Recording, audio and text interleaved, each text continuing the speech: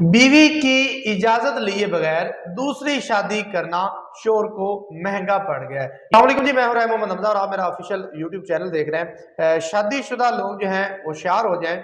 अगर आपके ज़हन में दूसरी शादी का ख्याल जो है वो चल रहा है या आप प्लान बना रहे हैं कि मैंने दूसरी शादी करनी है, तो ज़रा एहतियात कीजिएगा, ये खबर सुनिएगा, उसके बाद फैसला कीजिएगा कि दूसरी शादी आपने करनी है या नहीं करनी। ये वाक़या है लाहौर का।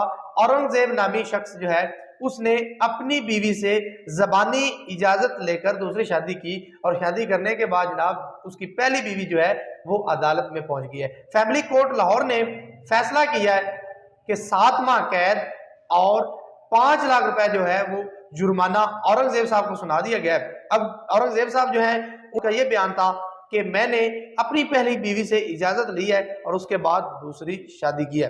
बीवी का ये मौक़िफ़ था कि मेरी इजाजत के बगैर जो है इसने दूसरी शादी की है, लिहाजा इनको सजा सुनाई जाए। तो जज साहब ने जो है वो 7 माह कैद 5 लाख रुपए जुर्माना जो है वो सुनाया है।